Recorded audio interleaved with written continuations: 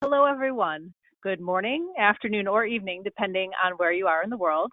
Thanks for taking the time to attend this half-hour session as a part of our virtual expo, Unlock AM Live, the digital post-printing experience. Today's guest webinar topic is Link3D's vision to unlock the potential of additive manufacturing at scale. Our guest speaker today is Janet Carr, Chief Marketing Officer at Link3D. And today's moderator is our very own Post-Process Technologies CEO, Jeff Mize. There will be an opportunity to submit questions at the end of the session through the chat feature. All participants will be muted throughout. Additionally, this session will be recorded and made available for download afterwards. All right, now that I've kicked things off, I'll hand it off to you, Jeff. Great, thanks, Diana. Janet, welcome, we're excited to have you. Thank you very much for having us partake in your Unlock AM Live event. We're really excited to be here. Yeah, trying to follow in the footsteps of what you created with the Digital Additive Marathon, which we were excited to be part of. Folks on the screen may see that it says Shane Fox, but this is the new and improved version of Shane Fox. So just a couple quick points. Janet has been with Link3D since the beginning, wearing a number of different hats, and now the Chief Marketing Officer. And I know, Janet, from our discussions, you do a lot in terms of developing partnerships, not just for Link3D, but to accelerate the adoption of additive across many different industries. So with that, we're excited for you to give an overview on where things are at Link3D. And as Diana mentioned, we'll have at least 7 to 10 minutes at the end for any questions that anyone in the audience has for us. So with that, the microphone is yours. Thank you very much, Jeff. Really appreciate it, Diana. So we're really excited to be here today to share what our vision is for organizations like yourself to unlock the potential of additive manufacturing to scale. And scale could be many things, right? Scale could be scaling volume production, prototyping. It could be scaling tools, jigs, and fixtures, scaling series production from R&D to industrialization, or even scaling your operations across multiple geographies to enable distributed manufacturing. So depending on where you are in your journey, we see scale at different levels, and for each different levels, there are also different challenges we must overcome. And so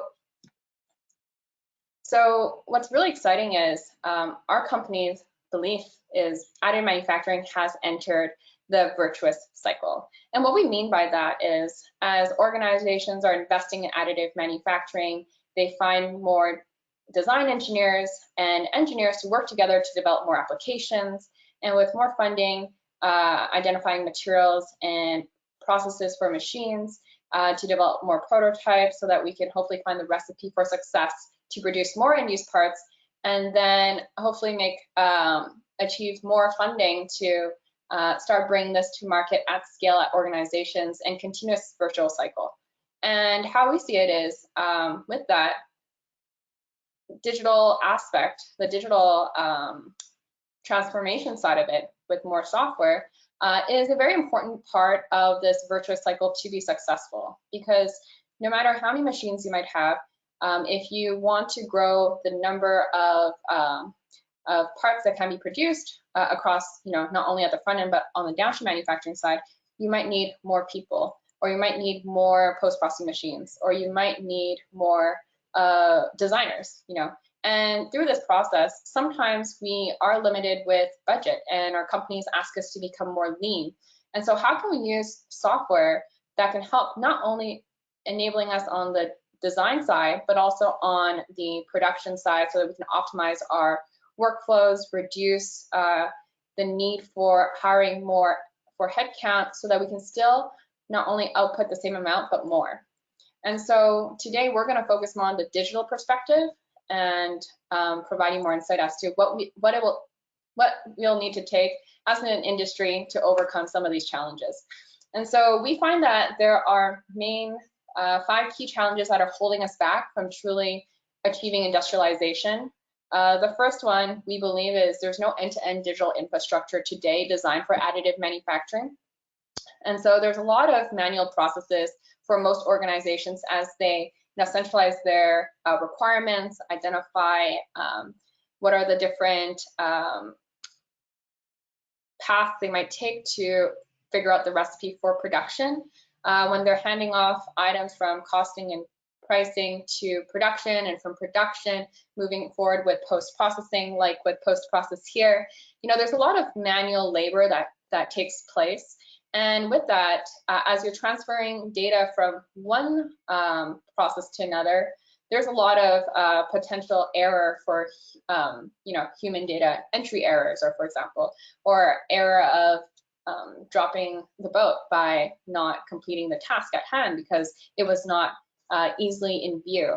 And also not being able to clearly identify did all the different specs meet the customer requirements, and being able to easily pull that out because there's no end-to-end digital infrastructure piecing everything together. So to understand and have insight into your operations, it might instead take days instead of minutes to identify where the issues are in your supply chain.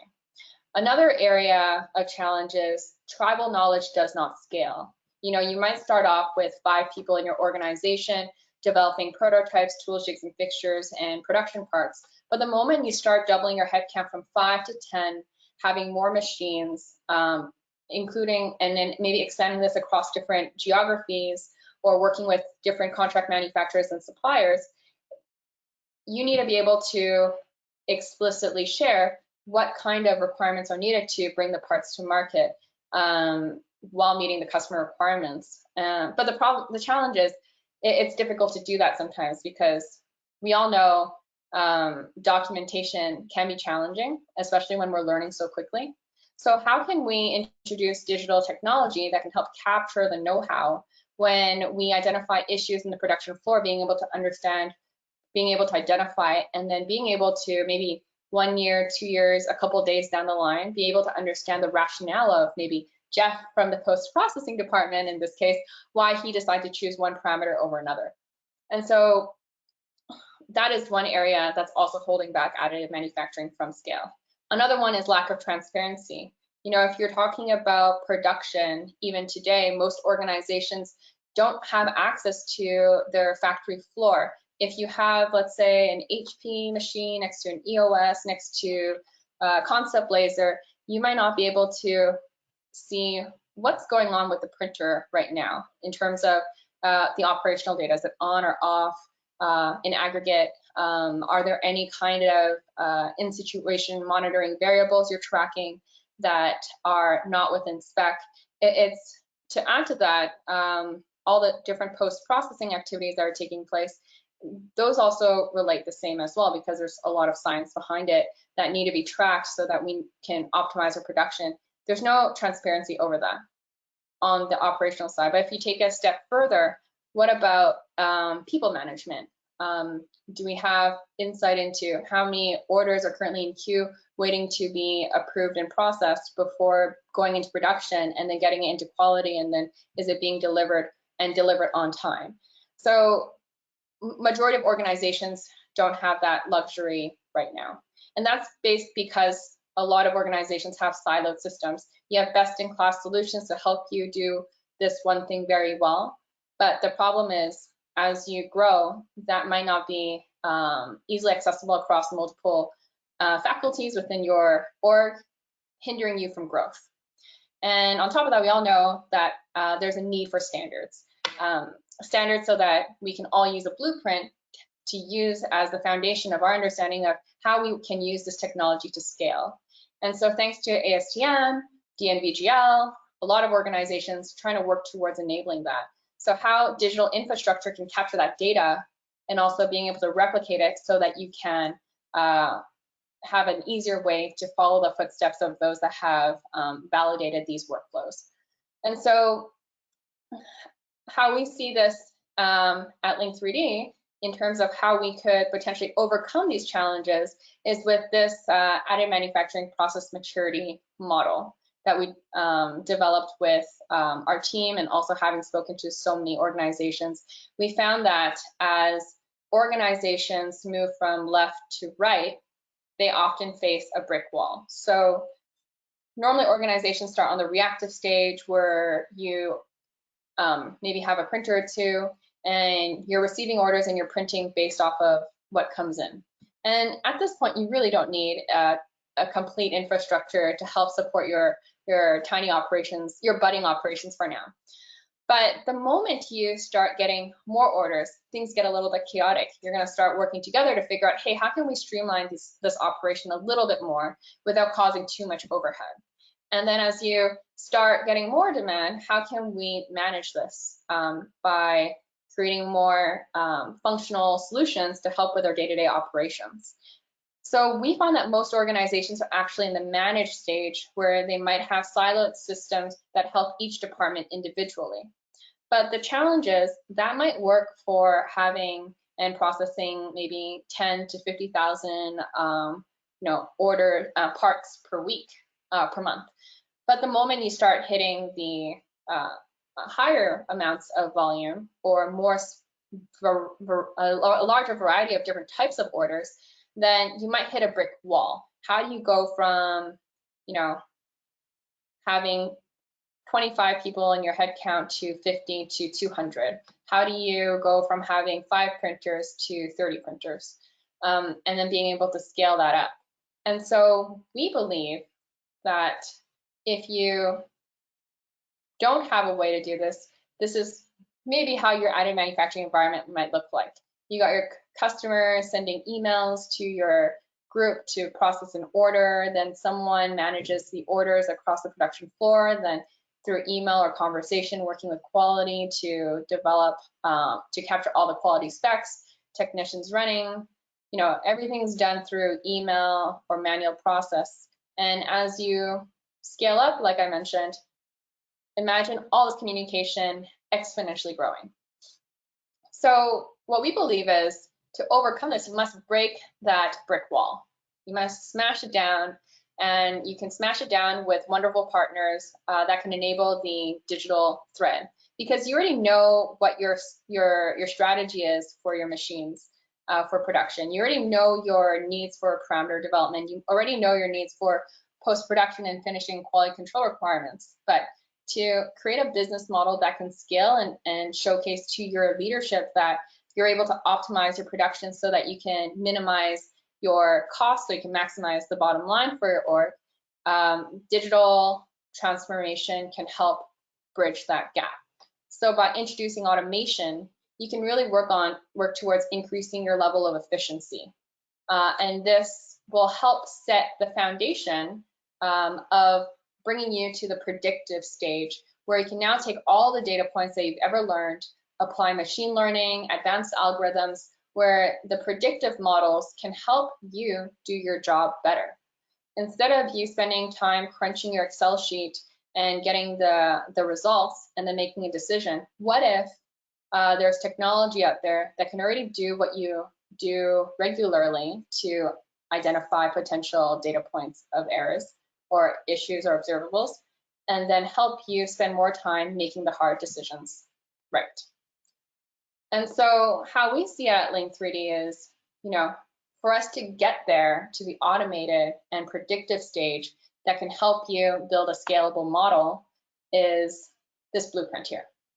You can ignore the Link3D applications, that's just a little plug, but the idea is you've got your operating system that helps with managing your production floor today in your facility or across multiple facilities. And you want to be able to, like an OS system, plug and play different technologies that can help you achieve your goals.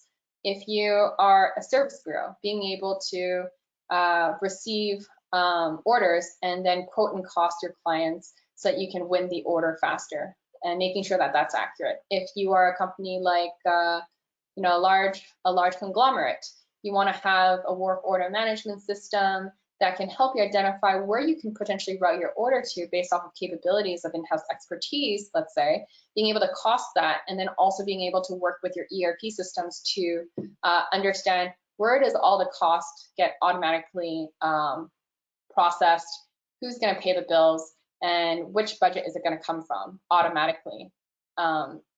Most additive manufacturing organizations have to run lean because they normally are budded from an R&D lab or an effort to take advantage of the technology. So in order for our industry to scale, we must be able to take advantage of tools that can allow us to scale.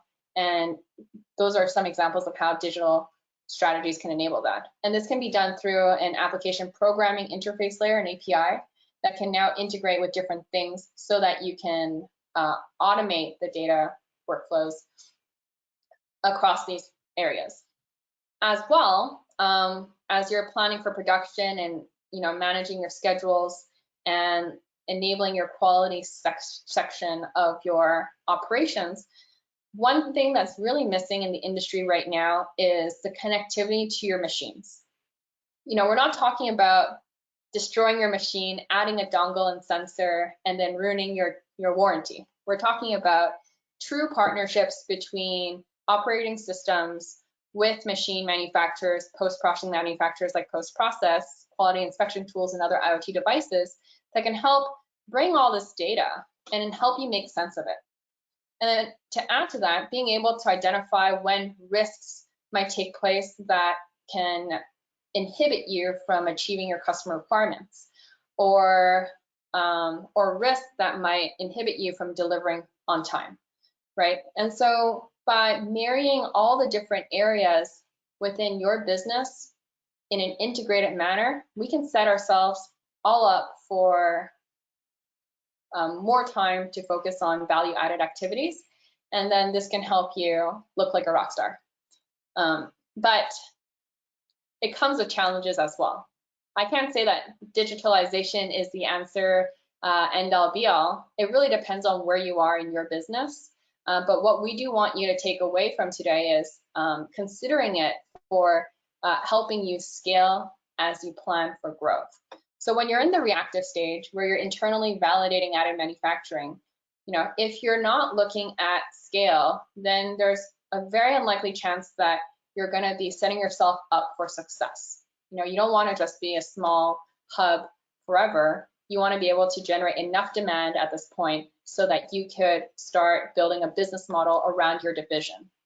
So we really encourage you, when you're at the reactive stage, be more proactive, find more case studies, use cases to produce parts so that you could build a business model to make yourself into a cost center, so that you could hopefully build a business model within your organization or for your own business to scale.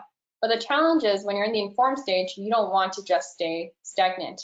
By having a digital infrastructure, it can help you catapult and actually leapfrog over to the automated stage. What we want you to do here is consider bringing your workflows online so you can start taking more informed decisions on to reduce your risks with mitigation plans. And then on the third stage, when you're in the managed stage, as you grow and you have more demand, you will face that brick wall, and you can throw more people, you can throw more machines, maybe find more consulting partners to outsource to. But at the end of the day, you're going to be hit with a brick wall. And if you're not overcoming the brick wall by moving towards the automated stage, we believe that you're going to incur a lot of overhead cost, which may be an inhibitor to your business growth. So this is when we really start encouraging you to explore an automated infrastructure that can help you scale in number of people, process, technologies, geographies. But the challenge that you will face if you do introduce digital transformation technologies as well is change management. No one likes change. Everyone likes how things are, because we are in an area where we want to grow and showcase that additive manufacturing is a technology here to stay.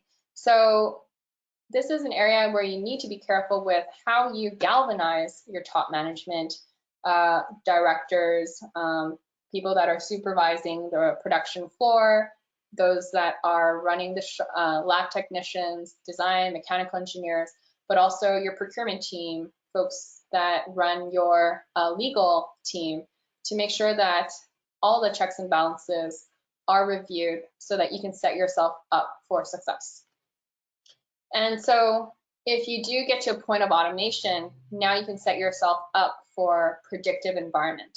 And when you're in this, when you're at this stage, all the data that comes in, we need to make sure that it's clean so that you don't get bad insights. And so by having a unified data model, by integrating with all the different types of technologies, you can set yourself up for higher levels of success so that you can scale and unlock the benefits of industrialization. And so we hope that you take away from this presentation is that to consider digital transformation or software strategy as one of the pillars for your success to scale, and that hopefully you can learn more about what we're doing and also what Post-Process is doing to help you enable scalability with their digital strategy as well. Thank you. Great, Janet. Thanks so much. Covered a lot of information there in about 19 minutes. That's great. All right, let's get to the questions. The first question we have here, what are the challenges you're facing to achieve the blueprint that you described? Yeah, so there are a couple of challenges here, right?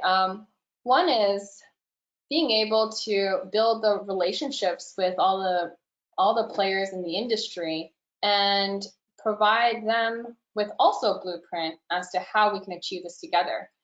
For example, machine manufacturers use different types of technologies to allow connectivity, whether it's MT Connect, OPC UA, other types of technologies, but all their machines might, or API layers, all their machines might have different infrastructure system, and then being able to also guide them and working together towards solving the end customer's needs.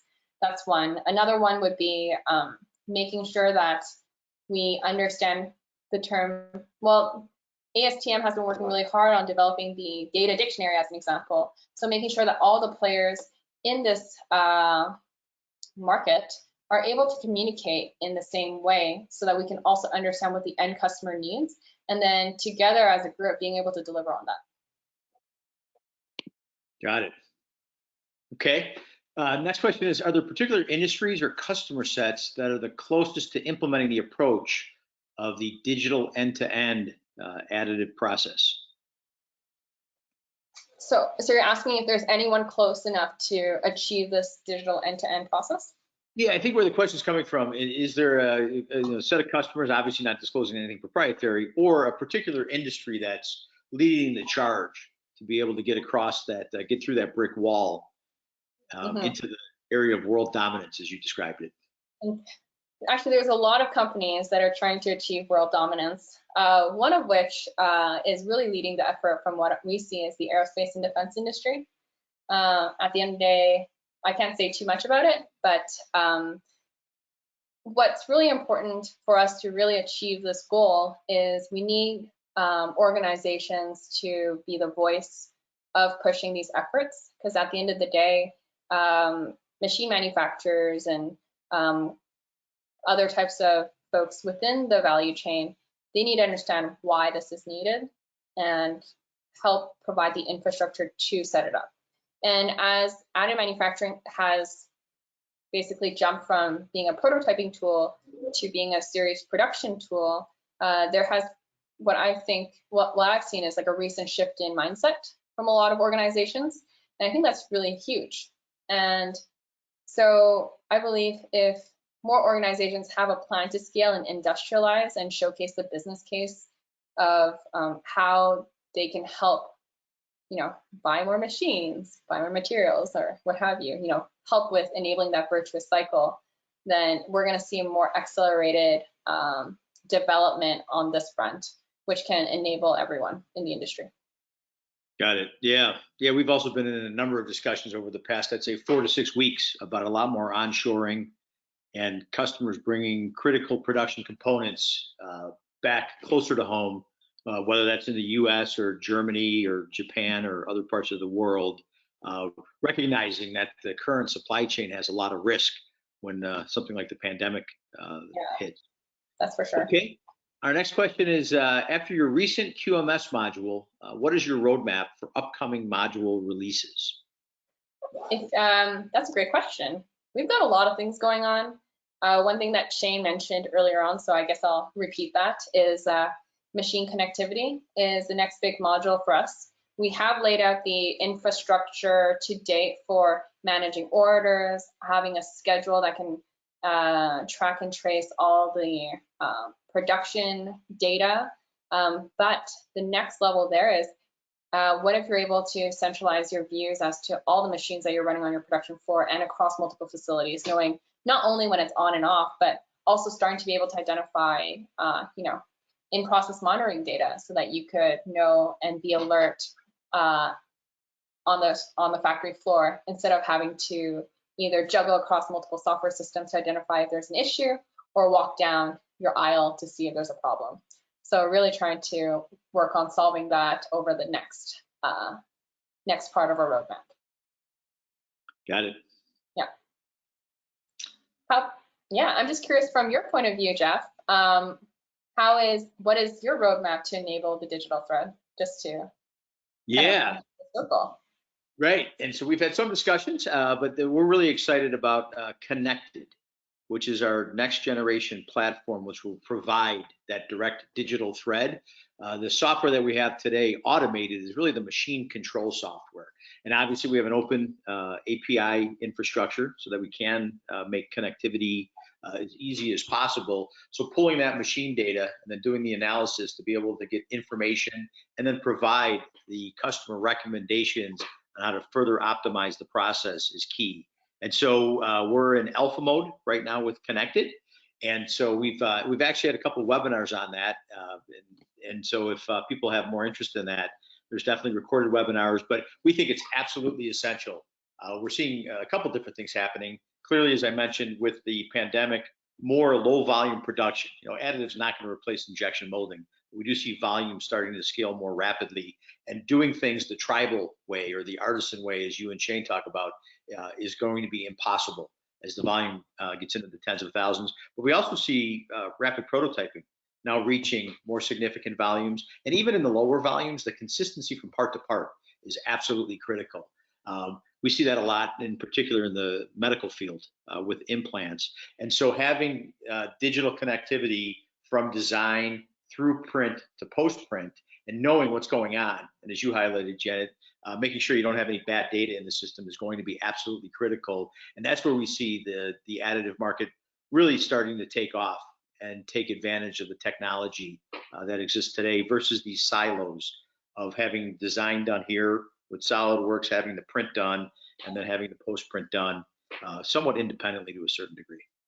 And I'm just, sorry, I like more dialogue scenarios, but I'm just curious from your point of view, what are the challenges with getting buy-in? Because, when things are working just fine the way it is, why upgrade? Right. Yeah, and as you mentioned, most folks are resistant to change, myself included. But I think something like the pandemic has shown that we have shifted from being on airplanes and being face to face, and something that would have probably taken 2 years to transition to has taken 2 weeks. And so I think this is as horrific as the pandemic has been, and all the bad stuff. I think it's going to definitely be a net positive for the additive market. But in addition, I think we're seeing the next generation of folks coming into the additive industry recognizing that doing things the analog way just isn't going to be scalable. And as they have to present to their C-level executives this digitalization of the end-to-end process and the connectivity, Industry 4.0 has been talked about for a while. The direct digital thread has been talked about for a while. I think the key is going to be, we're working on some exciting production programs at post-process, getting a few of these out there that we can talk about more publicly, and seeing the power of having that connectivity will definitely be a key catalyst for more folks to adopt the technology. Yeah, with the unfortunate circumstance also lends itself a great opportunity for additive manufacturing to shine, and also to help push for some of the would like to have kind of programs to help build and scale that. So I hope everyone has a chance to explore it, so you can hopefully take this back home and use it for yourself. Yeah, absolutely. Yep. Yeah, and what you guys are doing from an MES perspective and providing that platform, I think is pretty exciting. Holds a lot of promise. So, okay, well, we're at the top of the hour. Any final comments, Janet, before we wrap it up? I guess final comments could be, well, we hope everyone is safe, and we hope that we have been able to share some perspective into how you can potentially plan and scale your operations. And hopefully we get a chance to talk about that because we love discussing about digital transformation. Excellent. Well, if there's any additional questions, please send them to us. We'll make sure we get them to Janet and the team at Link3D. And we also have a series of discussions tomorrow as part of our Unlock AM Live. So please join us for some of those on Friday. And once again, Janet, thanks very much. Very informative. Thank you very much, and hope you have a wonderful day as well. Appreciate it. Talk to you later. Thanks, everyone. Bye-bye.